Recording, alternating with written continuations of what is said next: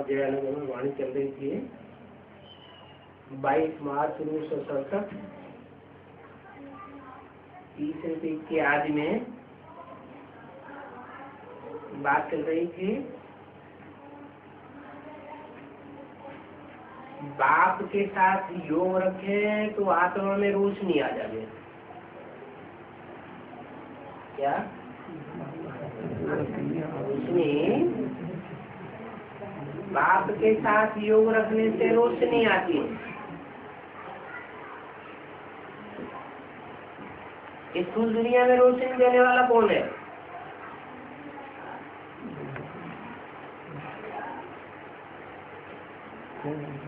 ये दुनिया है, इसमें रोशनी कब होती है? जब सूर्य निकलता है तो रोशनी होती है। जब सूर्य का संग मिलता है तो आंखों में रोशनी जगमगाती है, चारों तरफ उजेला हो जाता है।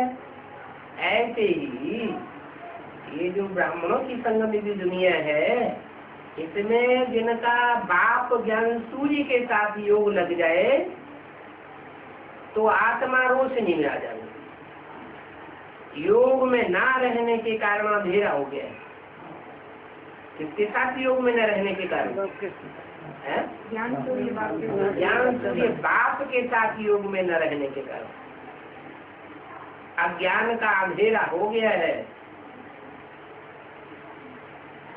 ज्ञान सूर्य बाप के साथ योग नहीं है तो किसके साथ योग रहा?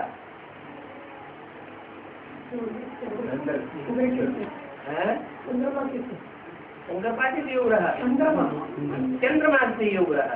चंद्रमा तो खुद रोशनी नहीं देने वाला है, सूर्य चंद्रमा को रोशनी देता है। चंद्रमा स्वयं प्रकाशित नहीं है, इसलिए चंद्रमा को कहते हैं राकापति। क्या? रात्रि का स्वामी। अज्ञान रात्रि का स्वामी कौन? चंद्रमा। और सूर्य ज्ञान दिन का स्वामी। तो योग किसके साथ रखना है? जरूर है, ज्ञान सूर्य के साथ योग रखेंगे तो आत्मा में रोशनी आ गई। तो अभी अंधेरा हो गया है, इसलिए बच्चों को बाप कहते हैं जितना याद में रहेंगे उतनी ही तुम्हारी आत्मा की लाइट बढ़ती जाएगी। क्या? आत्मा की लाइट कैसे दिखाई पड़ती है?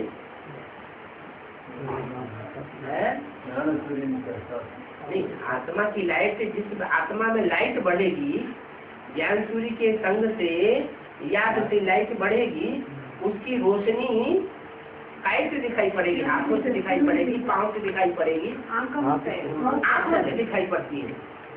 चेहरे में वो तेज दिखाई पड़ता है, तो लाइट तुम्हारी आत्मा की बढ़ती जाएगी। जैसे पेट्रोल का निशान रहता है ना, तो ये भी याद का मीटर है। क्या? याद का स्टाफ जिसका ज्यादा होगा तो वो मीटर बतावेगा कि इनकी आंखों में चमक आ गई। याद से आत्मा प्योर बनती है, लाइट बढ़ती जाती है। याद नहीं करेंगे तो लाइट भी नहीं मिलेगी। लाइट मिलेगी याद से। विस्मृति में रहेंगे, याद नहीं करेंगे तो लाइट नहीं मिलेगी। याद से लाइट वृद्धि को पाती रहेगी। वो रोशनी आत्मा की बढ़ती जाएगी। याद न किया और कोई पाप कर्म, विकर्म, विपरीत कर्म कर लिया, श्रीमत के खिलाफ कर्म कर लिया तो लाइट कम हो जाएगी। क्या बात है? कर्म करने से क्या कनेक्शन हुआ? याद कर। बाप के याद में रहता है, काम याद रहेगी तो विकर्म होगा नहीं है। दूसरी बात, याद कब रहेगी? जब बाप की सेवा में रहेंगे। सेवा किसे कहा जाता है? बाप जैसे चलाता है, जैसे चलाना चाहता है वैसे ही चले, विपरीत न चले, अपोजिशन में ना आवे, न भाषा से अपोजिशन में आवे, न दृष्टि से अपोजिशन में आवे, न कर्मेंद्रियों से अपोजिशन में आवे। कर्मेंद्रियों से, वाचा से कोई भी ऐसा काम न करे जो बाप की श्रीमत के विपरीत। अगर विपरीत हुआ तो सर्विस की या डिसर्विस की? डिसर्विस हो गई। डिसर्विस हो गई माना बाप उन डिसर्विस करने वाले बच्चों को याद नहीं कर सकता। बाप किन बच्चों को याद करता है? बच्चे याद करता है। तो जिन्होंने विकर्म कर दिया, श्रीमत के विपरीत कर्म कर दिया, भी माना विपरीत, तो उन बच्चों को बाप की पावर लाइट नहीं मिलेगी। बाप भी तो मन बुद्धि आत्मा है ना, तो वो भी तो बच्चों को याद करता है। दोनों तरफ से अगर कनेक्शन मिले तो ज्यादा याद होगी, या एक तरफ से कनेक्शन मिले तो ज्यादा याद होगी? दोनों तरफ से कनेक्शन जुटा हुआ होगा तो याद बहुत तीखी आएगी। तो बाप असल से जिन बच्चों को याद करते हैं उन बच्चों को पावर स्पेशल मिल जाती है। ये स्थूल आंखों से जो दृष्टि देते हैं वो तो अल्पकाल के लिए, थोड़े समय के लिए, लेकिन तीसरे नेत्र से जिन बच्चों को याद करते हैं, बुद्धि रूपी तीसरे नेत्र से, उन बच्चों को कितनी पावर मिलती होगी। लेकिन मिलेगी किनको? जो श्रीमत के अनुकूल, श्रीमत के तरीके से काम करेंगे। तुम पुरुषार्थ करते हो सतो प्रधान बनने का, प्रधान बनने का तो कोई पुरुषार्थ नहीं करता। ये बहुत समझने की बात है। ये सतो प्रधान कब बनेंगे? जब सत्य कर्म करेंगे, सत्य वाचा बोलेंगे। झूठा कर्म कर लिया, झूठी बात बोल दी तो क्या होगा? सतो प्रधान आत्मा नहीं बनेगी। याद से तुम्हारी आत्मा पवित्र हो जाएगी। तुम लिख भी सकते हो, ये रचयिता और रचना का ज्ञान श्री कृष्ण नहीं दे सकते। क्या कहा? क्या लिख सकते हो? रचयिता का ज्ञान श्री कृष्ण नहीं दे सकते। रचना है, वो रचयिता का ज्ञान कैसे देगा? नहीं दे सकते। और रचना स्वयं भी अपना ज्ञान नहीं जान सकती जब तक बाप ने बता दे। तो रचयिता और रचना का ज्ञान जो सृष्टि का पहला पत्ता है वो सृष्टि को नहीं दे सकता। उसमें ज्ञान है ही नहीं। क्या ज्ञान की रोशनी ज्ञान चंद्रमा में नहीं है? किसमें है? सूर्य में। वो सूर्य, ज्ञान सूर्य ही जब इस सृष्टि पर आते हैं सूर्य के रूप में, चंद्रमा के रूप में नहीं। चंद्रमा के रोशनी में और सूर्य की रोशनी में क्या अंतर है? सूर्य की रोशनी तीखी होती है, ज्ञान की रोशनी तीखी होती है। उनको कहते हैं राम के बाण। काय के बाण? राम के बाण। तीखे बाण होते हैं। और चंद्रमा की रोशनी कैसी होती है? शीतल होती है। तो शीतलता में काटने वाली आत्माएं कीड़े मकोड़े जैसी वो भी पलती रहती। सूर्य की रोशनी में वो इन मिला के खराब हो जाते, तो उनमें ज्ञान नहीं है कृष्ण में। उनको प्रारब्ध मिलती है।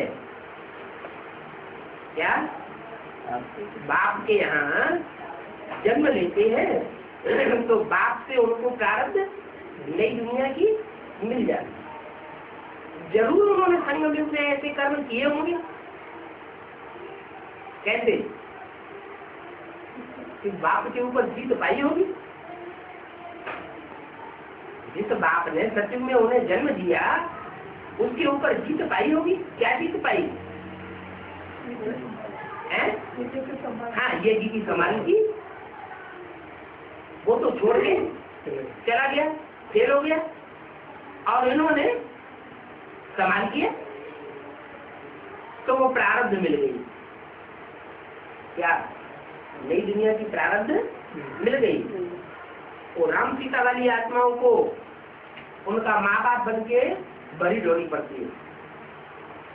क्या माँ बाप बनते हैं और उनके लिए नई दुनिया सारी तैयार करते हैं।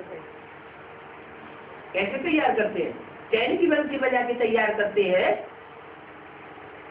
या मारामारी की दुनिया में भाग दौड़ करके तैयार करनी पड़ती है? मारामारी की दुनिया में भाग दौड़ करके कितनी मार काट की दुनिया होती है, हिंसक दुनिया, उसके बीच में रह करके श्री कृष्ण के लिए, श्री कृष्ण जैसे बच्चे के लिए नई दुनिया तैयार करते हैं। लेकिन कृष्ण में ज्ञान नहीं है। उस नई दुनिया की स्थापना करने का कृष्ण में ज्ञान नहीं है। वो प्रारब्ध तो पाता है। कृष्ण पूरे 84 जन्म लेते हैं। क्या उनके जन्म कम नहीं है, पूरे 84 जन्म लेते हैं। ये भी लगा लेना चाहिए कि अंतिम 84वें जन्म में कृष्ण की आत्मा फिर से ज्ञान दे रही। कौन से जन्म में? अनंत के 84वें जन्म में ज्ञान दे रही है कि ज्ञान दे रही है? कैसे? दादा लेखराज ब्रह्मा के तन से ज्ञान देने का निमित्त बना या ज्ञान लेने का निमित्त बना? ज्ञान बराबर समझा है। हाँ, ज्ञान लिया और किसी ने समझा नहीं तो लिया न लिया बराबर हो गया। मुरली में तो बाबा बोलते हैं मैं तुम बच्चों को सुनाने आता हूँ, ये तो बीच में ऐसे ही सुन लेता है। मैंने इसको नहीं सुनाने आता हूँ, ये कुछ नहीं समझेगा। मैं तुमको सुनाने आता हूँ, तुम समझदार हो, बुद्धिमान बाप के बुद्धिमान बच्चे बनते हो, डायरेक्ट बच्चे बनते हो। ये कोई डायरेक्ट बच्चा थोड़ी बनता। इसको ज्ञान सूर्य बाप से डायरेक्ट प्रारब्ध नहीं प्राप्त होती। शिव बाबा से इसको डायरेक्ट वर्षा मिलता है क्या? नहीं, नारायण से वर्षा मिलेगा।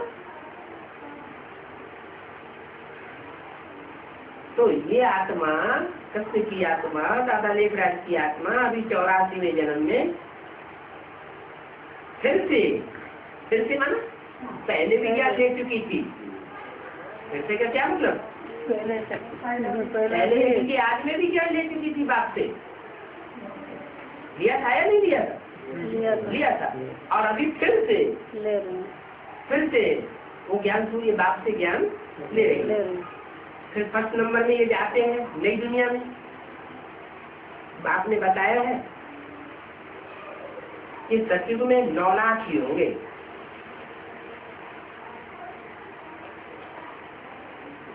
क्या जो एक्यूरेट सत्युग स्थापन होगा उसमें आबादी दुनिया की 9 लाख ही होगी। क्यों 9 लाख? क्यों कम ज्यादा क्यों नहीं है? क्योंकि 9 लाख सितारे दुनिया में गाए हुए हैं। क्या जो आसमान में सितारे हैं उनकी संख्या कितनी गाई हुई है? 9 लाख आसमान में सितारे चमकने वाले हैं। वो हैं आसमान के सितारे और ये है चैतन्य धरती के सितारे 9 लाख। उनमें भी 4.5 लाख चमकते हैं चंद्रमा की रोशनी में और 4.5 लाख सूर्य की रोशनी में अपने ज्ञान को मर्ज कर लो। उनको अपने ज्ञान का नशा नहीं रहता। उनके लिए बाप ही सब कुछ है। और चंद्रमा की रोशनी में पड़ने वाले सितारे अपने को प्रत्यक्ष करते, अपने को मर्ज नहीं करते। तो जो अपने को मर्ज ही नहीं कर पाते, अपने को पूरा राख ही नहीं बना पाते, स्वाहा नहीं कर पाते, वो बाप को कैसे प्रत्यक्ष करेंगे? बाप को कौन प्रत्यक्ष करेंगे? जो बोला बेटवाणी में। अब देखेंगे राख कौन बनते हैं और कितने बनते हैं, और कोटों में से एक, लाखों में से एक कौन निकलते हैं, वो भी देखेंगे। जो अपने देवान को राख बना दे, जैसे पांडवों का गायन है क्या, उनकी स्टेज में जाकर गल बने, अपने देवान को गला दिया। तो सतयुग में 9 लाख होंगे, वो फिर वृद्धि को पाते रहेंगे। उन 9 लाख में दास दासियां भी तो होंगी ना, सारी प्रजा होगी और प्रजा में दास दासियां भी होंगी। जो पूरे 84 जन्म लेते हैं ऐसी दास दासियां भी होंगी क्या? दास दासियां भी कोई कम नहीं होंगी। कहेंगे इन्होंने पूरे 84 जन्म लिए। 84 जन्म में 4 से जाति गिने जाते हैं। जो अच्छी रीति परीक्षा पास करेंगे वो तो पहले आवेंगे, और जिन्होंने अच्छी रीति परीक्षा पास नहीं की है, कुछ कम मार्क्स पास किए हैं, वो बाद में आते जाएंगे। जितना देरी से जाएंगे, जितना देरी से नई दुनिया में जाएंगे, उतना मकान पुराना तो कहेंगे ना। क्या एक जन्म के बाद कोई आता है तो कहेंगे 83 जन्म, 100-150 साल कब हो गया, माना मकान पुराना हो गया। नया मकान बनता है, कोई भी नया मकान बनता है तो दिन प्रतिदिन उसकी आयु कम होती जाती है। नए मकान बनने के बाद उसकी आयु बढ़ती है या घटती है? घटती जाती है। कोई नया मकान बना ले तो कहेंगे 2-3 वर्ष तक चलेगा, आखिरी वो मकान सड़ ही जाता है। वहाँ तो सोने के महल बनते हैं। कहाँ? नई दुनिया में।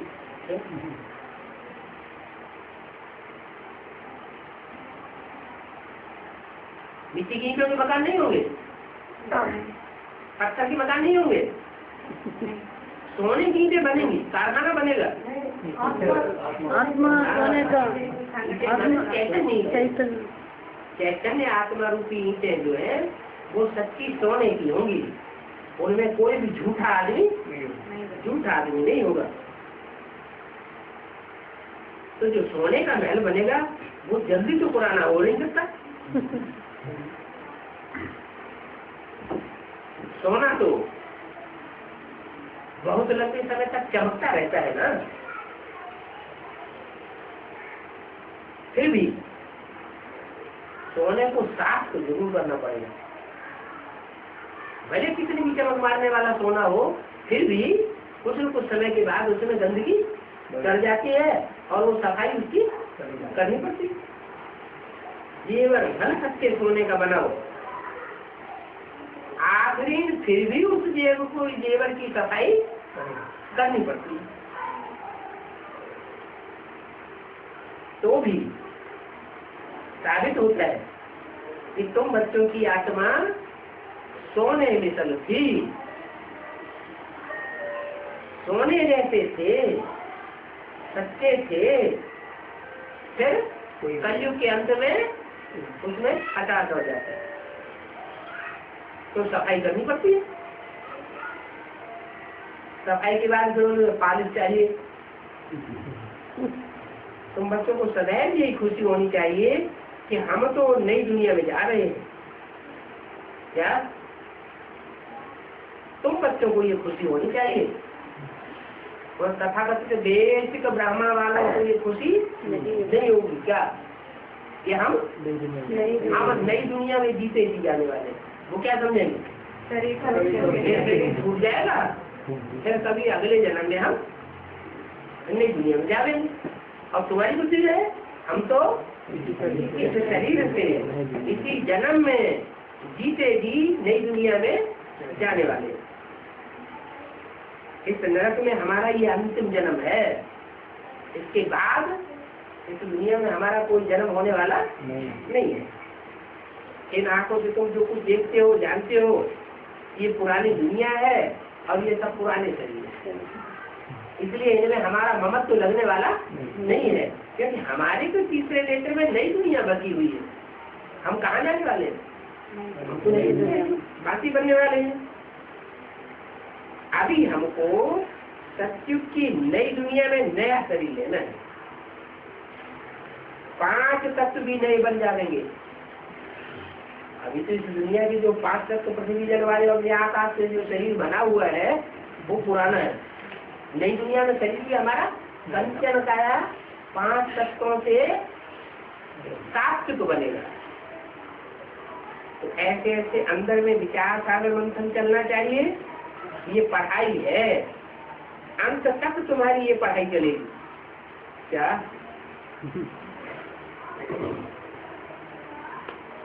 उनकी पढ़ाई तो फिनिश हो गई, की कृष्ण की, और कृष्ण के जो भी फॉलोअर हुए अंतिम जन्म में, दादा लेखराज और दादा लेखराज की जो भी फॉलो करने वाले हैं उनकी तो पढ़ाई फिनिश हो गई। लेकिन तुम्हारी पढ़ाई अंत तक चलती रहेगी। जब तक जीना है तब तक तुम ज्ञान जलती है। पढ़ाई बंद हुई,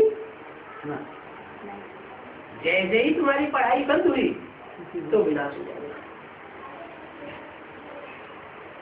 क्या तो पढ़ाई करते रहना अच्छा है या पढ़ाई बंद होना अच्छा है?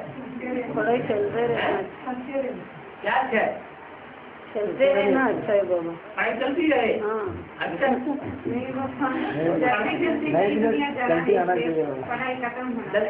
जल्दी जल्दी नई दुनिया में जाना है, इसलिए पढ़ाई खत्म होनी चाहिए ताकि बाबा भाग जाए। बाबा को भगाने का।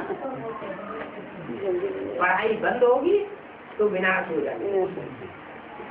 तुमको स्टूडेंट अपने को समझकर ईश्वरीय पढ़ाई की खुशी में रहना चाहिए।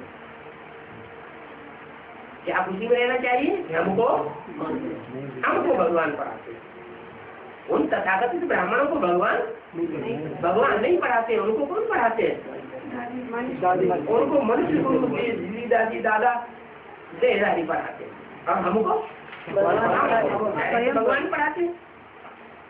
ये खुशी कोई कम हो रही है, ये तो बहुत ऊंची खुशी है। परंतु ये भी जानते हो कि साथ साथ पढ़ाई के साथ साथ माया हमसे उल्टे काम भी करवा देती है। पढ़ाई तो हम उल्टी पढ़ रहे हैं, लेकिन माया भी पीछे लगी हुई है। वो माया क्या करती है? वो माया जो है वो हमसे उल्टे काम करवा देती है। 5-6 वर्ष पवित्र रहते हैं, फिर माया गटर में डाल देती है। पढ़ाई तो हम ऊंची पढ़ते हैं, वो ऊंची पढ़ाई का प्रभाव ये होता है 5-6 साल तक भी हम अच्छे से चलते हैं, पवित्र रहते हैं, फिर माया गिरा देती। हम गिरा हूं, ये भावना पैदा हो जाती है। एक बार गिरे फिर वो अवस्था नहीं बन पाती, जैसे कि 5 माल से नीचे गिर जाते हैं।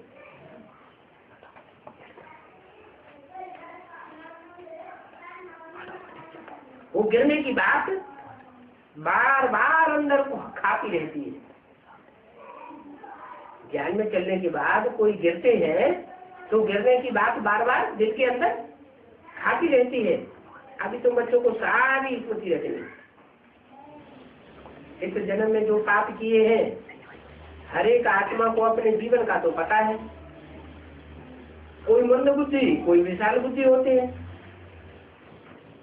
छोटेपन की सारी बातें याद तो रहती है ना। बाबा भी तो छोटेपन में ही हिस्ट्री सुनाते हैं, बुद्धि में याद आती तो है ना। बाबा को वो जगह आज सब याद है, परंतु अभी तो वहाँ सब नई जगह बन गई होगी। 5 वर्ष से लेकर अपनी जीवन कहानी याद होनी चाहिए। अगर भूल गए हैं 5 वर्ष से बाद वाली जीवन कहानी बचपन की अगर भूल गए हैं तो उनको कहेंगे डर बुद्धि। बाबा कहते हैं कि अपनी जीवन कहानी लिखो, ये लाइफ की बात है ना। मालूम पड़ता है कि ये लाइफ में कितना चमत्कारी था। गांधी इंदिरा आदि के कितने बड़े बड़े वॉल्यूम बनते हैं जीवन कहानी के। लाइफ तो वास्तव में तुम्हारी वैल्यूबल है, और इंदिरा गांधी और गांधी जी की लाइफ कोई वैल्यूबल नहीं है। क्यों? जी तुम्हारे थी वो भी ठीक बात है, लेकिन उनको कांटों का ताज मिलता है। क्या? उनको जो ताज मिलता है वो कांटों का ताज मिलता है, और तुमको हीरे जवाहरात मिलता है। तुम जो राजाई करते हो हीरे जवाहरात जैसी आत्माओं के ऊपर राजाई करते हो। और वो किसके ऊपर राजाई करते हैं? जिनके ऊपर राजाई करते हैं वो पत्थर मार के नाक ही तोड़ देते हैं। फिर प्लास्टिक सर्जरी करानी पड़ती है।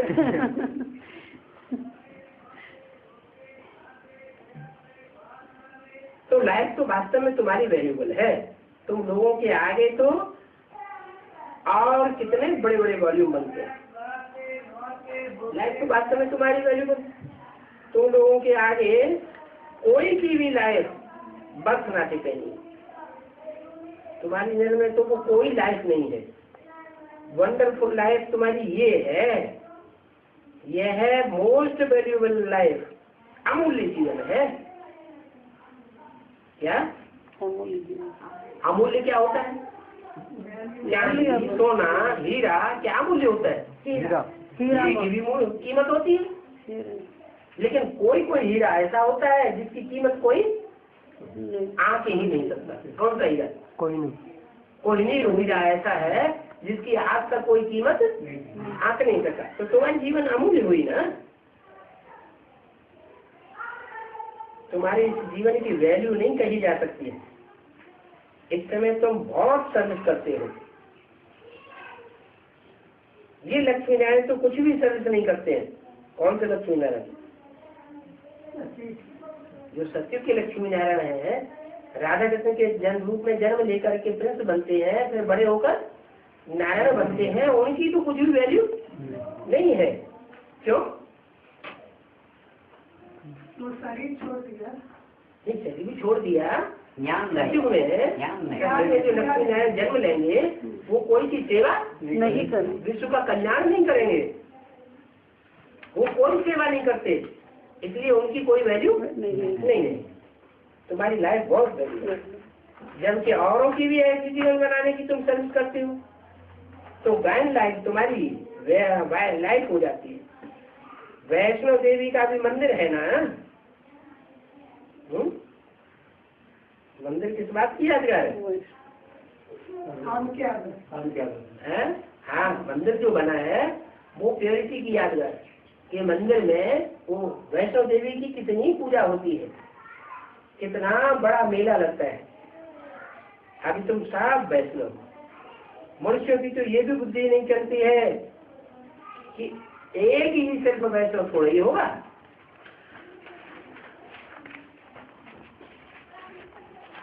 एक ही वैष्णो देवी होगी क्या? एक ही होगी या नंबरवार भुजाएं भी होगी? नंबरवार भुजाएं होगी। नंबरवार भुजाएं होगी।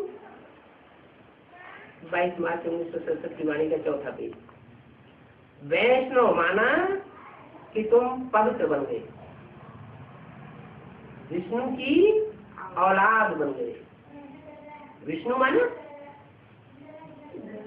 विष्णु माना जिसमें विषय विकार बिल्कुल नहीं है, वो है वैष्णव। और विष्णु जिसको कहते हैं उसकी तुम औलाद हो। तो जैसे तुम्हारे रचयिता वैसे तुम रचना बन जाते हो, तुम भी पवित्र बनते हो। खान पान भी तुम्हारा वैष्णव है। पहले नंबर विकार में तो तुम वैष्णव हो ना। क्या विकारों की जो बातें हैं, विकारों को ग्रहण करने की जो बातें हैं, उनमें तुम वैष्णव हो। तुम विकारों को ग्रहण नहीं करते हो। जगदम्बा की ये सब बच्चियां ब्रह्मा कुमार कुमारियां है ना, ब्रह्मा और सरस्वती, बाकी सब है उनकी संतान। किनकी? ब्रह्मा और सरस्वती किसकी संतान है? जगदम्बा की ये सब बच्चियां ब्रह्मा कुमार कुमारी है, ब्रह्मा और सरस्वती। जो भी पुराने हैं वो सब किसकी संतान हुए? जगदम्बा की संतान है। और बाकी सब है उनकी संतान। किनकी संतान? ब्रह्मा सरस्वती संतान। नंबरवार देवियां हैं जिनकी पूजा होती है। बाकी तो भुजाएं आज जो दे दी है वो सब फालतू है। तुम बहुतों को आप समान बनाते हो तो कितनी भुजाएं दे दी है। ब्रह्मा पूरी 1000 भुजाओं वाला, 100 भुजाओं वाला दिखाते हैं ना, तो ब्रह्मा को भी इतने सहयोगी होंगे ना। ये सब भक्ति मार्ग की बातें समझाई जाती है। क्या ब्रह्मा को इतनी भुजाएं देते हैं और शंकर को भुजाएं नहीं देते। जो 2 भुजाएं दी है वो भी जगन्नाथ के मंदिर में हुई दिखाई देगी। तो ये क्या, उनको इतनी भुजाएं और तुमको जो 2 भुजाएं थे वो भी कट गई। क्या मतलब हुआ? ऐसे क्यों होता है? क्यों नहीं रहा? ऐसी जिंदगी क्यों बनाना चाहिए जो कोई सहयोगी न रहा? हम किसी के न हुए, कोई हमारा न हुआ है। जिंदगी ऐसी बनानी चाहिए कि हम दूसरों की सहयोग करें, दूसरे हमारा सहयोग करें। फिर जो विश्व के मालिक कहे जाते हैं उनके ऐसी दशा क्यों हो जाती है? ये सारी दुनिया झूठी है और उसको कठोर पुरुषार्थ है। क्या कड़ा पुरुषार्थ है। जो कड़क काम करने वाला होता है उसका सहयोगी बिरले निकलते हैं, और जो सहज रूप में काम करने वाला होता है उसके सहयोगी ढेर सारे हो जाते हैं।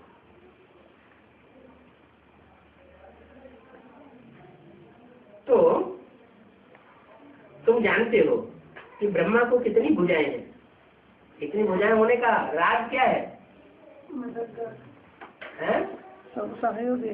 उनका पाठ है सहज पुरुषार्थ करने का पाठ, और तुम्हारा है कठोर पुरुषार्थ करने का पाठ। तुम जो पुरुषार्थ करते हो, जितनी ऊंचाई का पुरुषार्थ करते हो, उतना पुरुषार्थ कोई बिरले ही करे।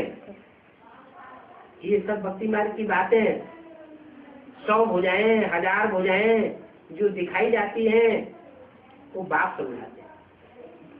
बाप कहते हैं कि दैव गुण धारण करने हैं, किसको भी दुख नहीं दो, उल्टा सुल्टा रास्ता बताकर कोई का सत्यानाश नहीं करो। क्या अपने स्वार्थ के लिए क्या करते हैं? दूसरों को उल्टा रास्ता बता देते हैं। एक ही मुख्य बात समझानी चाहिए, बाप को याद करो और वर्षे को याद करो, बस।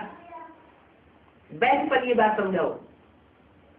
वैद में एक तरफ है त्रिमूर्ति शिव और दूसरी तरफ है वर्षा लक्ष्मी नारायण। दोनों की अच्छी तरह समझानी दो और लंबा लंबा समझाने की दरकार नहीं। कोई जरूर नहीं कि 4-5 चित्रों पर समझाना है। कोई को निश्चय बैठाने के लिए 2 चित्र ही काफी है जो बैज में दिए हुए हैं। कौन सा बैज?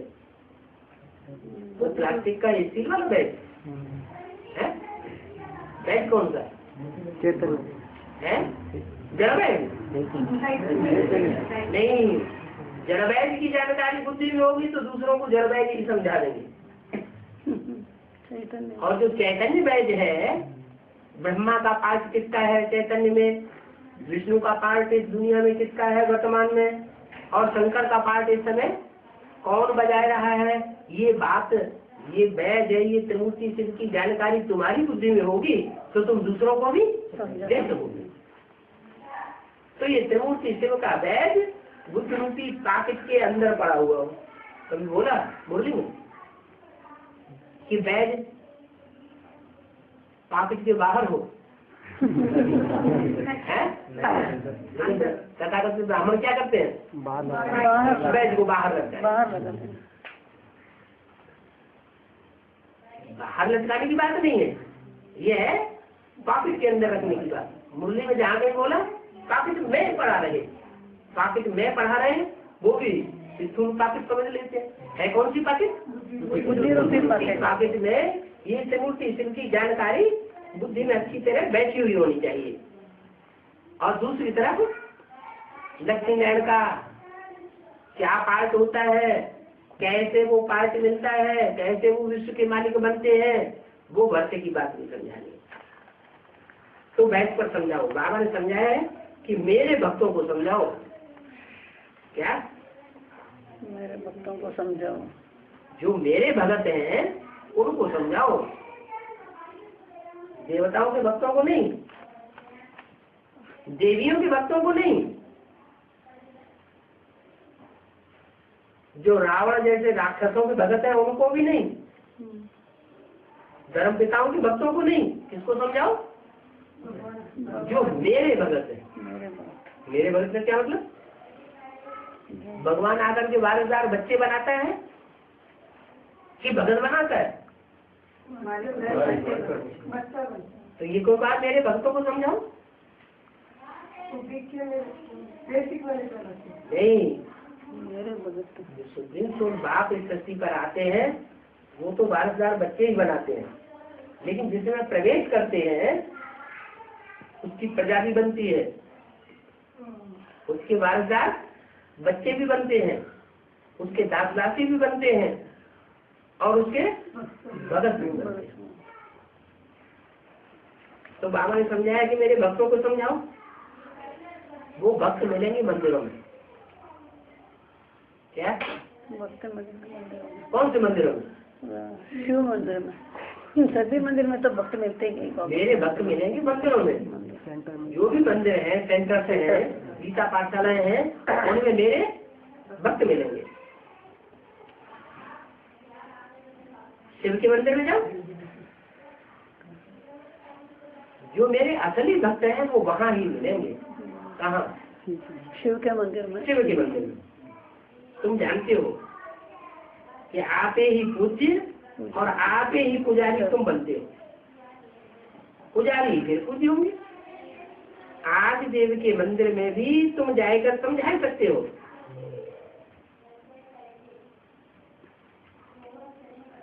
ये प्रजापिता ब्रह्मा है। कौन? आदिदेव। तुम आदिदेव है, पुरुष है, पुराण है। कौन है आदिदेव? इसका मंदिर होता है जिसे आदिदेव कहते हैं। जैनी लोग कहते हैं आदिदेव, आदिनाथ। किसको कहते हैं? जो नगर चित्र दिखाए गए हैं, वो निराकारी स्टेज की यादगार, वो आदिदेव है। समझाओ, ये प्रजापिता ब्रह्मा है। क्या? ब्रह्मा सिर्फ नहीं है। कौन है? प्रजापिता ब्रह्मा है। तो इनकी प्रजा कहाँ है? तुम ब्रह्मा कुमार कुमारी अभी प्रैक्टिकल में प्रजा बन रहे हो ना। किसकी? प्रजापिता ब्रह्मा। प्रजापिता ब्रह्मा की। वो ब्राह्मण थोड़े ही जानते हैं कि हम प्रजापिता ब्रह्मा की संतान है। वो ब्राह्मण क्या जानते हैं? हम ब्रह्मा की संतान हैं। उनकी पैदाइश किससे हुई? ब्रह्मा सीधी जाति दादाओं से संतान पैदा हो रही है। उनकी पैदाइश उनकी किससे हो रही? बाजार बुझाई ब्रह्मा सीधी जाति उनकी पैदाइश हो रही है ना। कोई ऐसा तो होता नहीं है कि कोई नया नया जाकर के गुलजार दादी की सभा में जाके बैठ जाए जहाँ ब्रह्मा पढ़ाता है। ऐसा तो होता नहीं।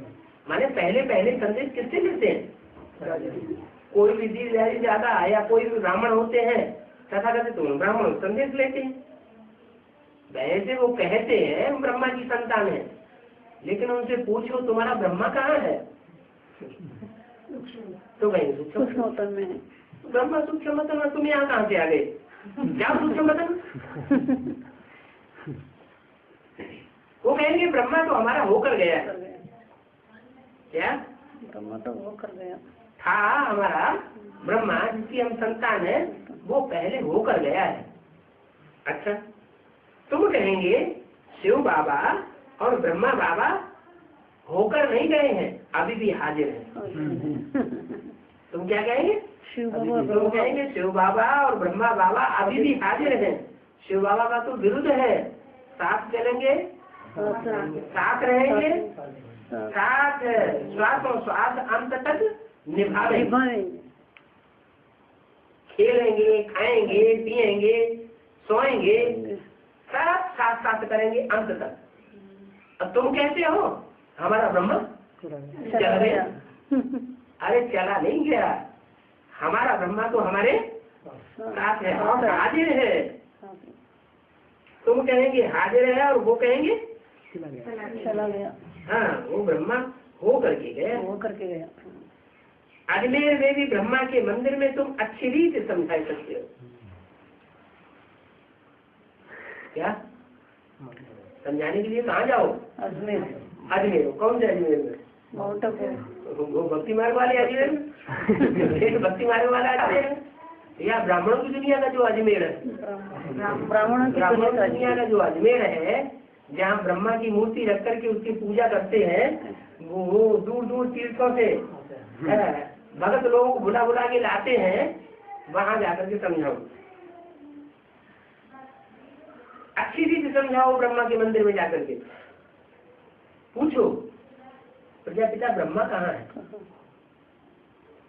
जिनकी तुम संतान हो, वो तो बताओ। वो तो इधर उधर करे तो तुम तो भिखारी हो। वो तो निर्विकारी है। कौन? प्रजापिता ब्रह्मा तो निर्विकारी है और तुम तो विकारी हो। विकारियों को बापा करना भी दे रहे हैं। शिव बाबा ने रुद्र की रचा है। क्या रचने वाला कौन है? रुद्र यज्ञ रचा है, फिर उसका शिव बाबा यज्ञ नाम क्यों नहीं दिया? रुद्र यज्ञ नाम क्यों दिया? क्योंकि जब यज्ञ रचा उस समय उसने रौद्र रूप धारण किया। स्थापना के साथ साथ यज्ञ कुंड से विनाश ज्वाला प्रज्वलित हुई, तो जिन्होंने विनाश ज्वाला प्रज्वलित की है यज्ञ के आग में, उन्हीं को विनाश ज्वाला संपन्न भी करनी पड़ेगी, उसकी अंतिम आहुति भी डालनी पड़ेगी। तो शिव बाबा ने जो रुद्र ज्ञान यज्ञ रचा है, वो हम ब्राह्मणों को पढ़ाते हैं। तुम्हारे पास प्रदर्शनी में बहुत आवेंगे। कौन सी प्रदर्शनी? चैतन्य प्रदर्शनी में। ज्ञान रत्नों की जो प्रदर्शनी होगी उसमें भी आवेंगे, और तुम्हारे जो चैतन्य चित्र तैयार होंगे, क्या सबसे पहले कौन से चित्र तैयार होंगे? लक्ष्मी नारायण लक्ष्मी नारायण के चित्र तैयार होंगे, फिर मूर्ति के चित्र तैयार होंगे। होने हैं कि नहीं होने? तो मूर्ति का चित्र अगर तैयार नहीं होगा तो ये झंडा कैसे बन गया? तो मूर्ति की यादगार में झंडा का गीत गाते हैं, विश्व विजय करके देखना। कपड़े का झंडा विश्व विजय करता है क्या? कोई चैतन्य वस्त्र है शरीर रूपी जो सारे विश्व के ऊपर विजय प्राप्त करते हैं। तो तुम्हारे पास चैतन्य प्रदर्शनी में ढेर आवेंगे। जलचित्रों की प्रदर्शनी की बात नहीं, वो तो एडवर्टाइजमेंट कर करके बुलाते हैं, पंपलेट छपाते हैं, अखबारों में एडवर्टाइजमेंट डालते हैं, रेडियो में एडवर्टाइजमेंट डालते हैं, तब आते हैं। तुम्हारे पास तो ऑटोमेटिक आते जाएंगे जब तुम्हारे चैतन्य चित्र तैयार हो जाएंगे, बहुत आवेंगे। मंदिरों में भी बहुत सर्विस हो सकती है क्योंकि मंदिर तो यादगार है, परंतु मंदिरों में सर्विस करने के लिए कोई जाता ही नहीं है। क्या मंदिर में सर्विस करने के लिए कोई नहीं करता? वेद की ब्राह्मणों की दुनिया के मंदिर है, उसमें कोई सेवा करने जाता है? अभी कोई जा रहा है? इस क्लास में कोई बैठा है? जाता है? गाँव तो कहते हैं जाना है लेकिन जाते क्यों नहीं है? वो मंदिरों के पंडे पुजारी बड़े खाते रहते कोई जाता नहीं। मंदिरों में जाकर की गई सर्विस का बाबा को समाचार लिखना चाहिए कि हमने इस मंदिर में जाकर के बाबा ये सर्विस की। फिर बाबा भी वाणी में समझाते हैं सर्विस की बहुत महिमा है, परंतु ऐसा समाचार कोई मुश्किल देते हैं क्या कि हमने इस मंदिर में जाके सेवा की। बैठ पर जाकर के समझाना चाहिए क्या? जो बुद्धरूपी पॉकेट में चैतन्य त्रिमूर्ति शिव का बैज पड़ा हुआ है, लक्ष्मी नारायण का बैज पड़ा हुआ है, जो जानकारी बुद्धि रूपी पॉकेट में है, वो वहाँ मंदिर में जाकर के उन भक्तों को समझाना चाहिए। प्रजापिता ब्रह्मा तो जरूर मनुष्य होगा। प्रजा कहाँ होती है? मनुष्य सृष्टि पर प्रजा होती है या देवताई सृष्टि पर प्रजा होती है? होती तो दोनों जगह क्या, लेकिन भगवान आते हैं कलयुग के अंत में। सत्युग त्रेता में उनको आने की दरकार, देवताओं की दुनिया में आने की दरकार नहीं है। वो जब आते हैं तो कलयुग के अंत में सारी मनुष्य सृष्टि प्रजा ही प्रजा होती है। प्रजा का ऊपर प्रजा का राज्य हो जाता है। तो सारी मनुष्य शक्ति जो प्रजा है उसका कोई पिता भी तो होगा ना, वो भी तो मनुष्य होगा। मनुष्य को पिता मनुष्य। परम पिता परमात्मा ने ब्रह्मा विष्णु शंकर को रचा। कहाँ से रचा? कोई ऊपर से रच के लाए क्या? इसी साकार सृष्टि में से कोई 3 श्रेष्ठ आत्माओं को चुना और उनके टाइटल तैयार हो गए। क्या? ये ब्रह्मा, ये विष्णु, ये शंकर। तुम बच्चे जानते हो कि इनमें प्रवेश करके तुम बच्चों को ज्ञान दे रहे हैं। इनमें प्रवेश करके ब्रह्मा में और प्रजापिता ब्रह्मा में प्रवेश करके तुम बच्चों को ज्ञान दे रहे हैं, स्वर्ग की स्थापना कर रहे थे। सब बच्चे तो अच्छी रीति नहीं समझा सकेंगे क्या कि इनमें प्रवेश करके ज्ञान दे रहे हैं का मतलब क्या होता है? इनमें माना प्लूरल, बहुवचन। इनमें माने कौन? इनमें प्रवेश करके ज्ञान दे रहे हैं, माने अकेले ब्रह्मा में प्रवेश करके नहीं। प्रजापिता ब्रह्मा भी है तो ब्रह्मा भी है, दोनों में प्रवेश करके ज्ञान देते हैं। ब्रह्मा में प्रवेश करते हैं तो बेसिक नॉलेज देते हैं, और प्रजापिता ब्रह्मा में प्रवेश करते हैं तो एडवांस नॉलेज देते हैं। तो ये बातें अच्छी रीति सभी बच्चे नहीं समझा सकेंगे। बाबा जानते हैं कि बहुत डर बुद्धि बच्चे हैं। सर्विस करने वालों की हो, सर्विस करने वालों की और सर्विस न करने वालों की भेंट तुम कर सकते हो। कौन सर्विसेबल है और कौन सर्विसेबल नहीं है। जो सर्विसेबल है उनको बाप याद करते हैं और जो सर्विस नहीं करते हैं उनको कौन याद करते हैं? नहीं, माया याद करते हैं। जो सर्विस फील्ड में रहते हैं वो बाप उनको याद करता है। तो जब बाप उनको याद करेगा तो माया की प्रभाव से बचे रहेंगे। और जो सर्विस फील्ड में नहीं रहते हैं उनके ऊपर बाप का प्रभाव, बाप की छत्र छाया रहती नहीं, बाप उनको याद करता नहीं, इसलिए माया उनको फट से पकड़ लेती। बाबा जानते हैं कि ये समझाए नहीं सकते हैं। जो नहीं समझा सकते हैं वो तो ब्रह्मा कुमार कुमारी की और ही आबरू गवाएंगे। कोई कहते हैं हम यहाँ पर नहीं रहेंगे, क्या? वो कहते हैं हम यहाँ पर नहीं रहेंगे, हम इस सेंटर पर रहेंगे। इस सेंटर पर नहीं रहेंगे तो भी बाबा समझ जाते हैं क्या आबरू गवाने वाले ये डल हेडेड है, कुकवंशा वाली है, इनकी किसी देहदारी में प्रीति लगी हुई है। इसलिए कहते हैं हम इस सेंटर में नहीं रहेंगे, उस सेंटर में रहेंगे। तो डल हेडेड हुए ना। बच्चों को तो आम नाम से सर्विस करनी है, जहाँ पर भी सर्विस मिले वहां पर भी चले जाना चाहिए, लग जाना चाहिए। सेंटर छोड़कर तुम चली जाओगी, ये ट्रांसफर करते हैं ना तो मना कर देते हैं हम नहीं जाएंगे उस सेंटर में। तुम सेंटर छोड़कर चली जाओगी तो क्या तुम्हारे बिना ये जिज्ञासु ढेर हो जाएंगे? नहीं,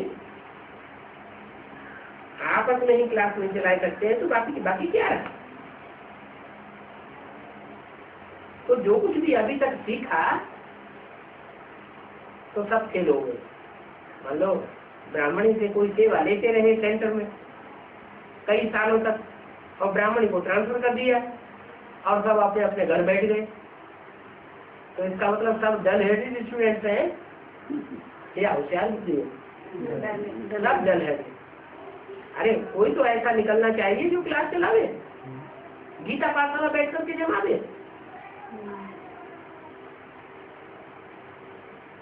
तो सीखा और क्या किया? देह भी अनेक प्रकार के पड़ते हैं। अबलाओं पर कितने प्रकार के अत्याचार देखे जाते हैं, ये भी गाया हुआ है। हर एक बात में बड़ी समझ चाहिए। तुम कोई को भी खुदा का परिचय देकर के काम निकाल सकते हैं क्या? तो ईश्वरीय सेवा करानी है। तो ईश्वरीय सेवा जिससे करानी है, कोई बड़ा ऑफिसर है समझो, उससे ईश्वरीय सेवा करानी है तो उसको परिचय देने लगो। ईश्वरीय ज्ञान का परिचय देने लग पड़ेंगे तो भी वो खुश हो जाएगा और यज्ञ का काम कर देगा। खुदा है उनसे समझाओ। उनको ही पतित पावन रहम दिल कहा जाता है। जो ऊंचे से ऊंचे है वो ही भविष्य में ले जाने वाला है।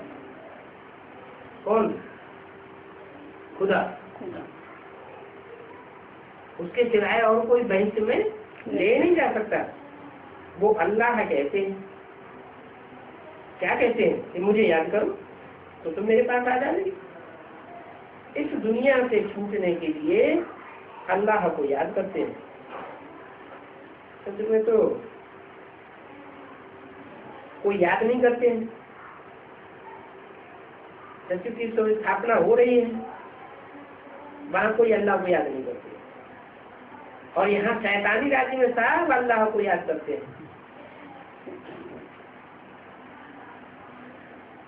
उल्टा ही रास्ता बताने वाले नंबर 1 शैतान है।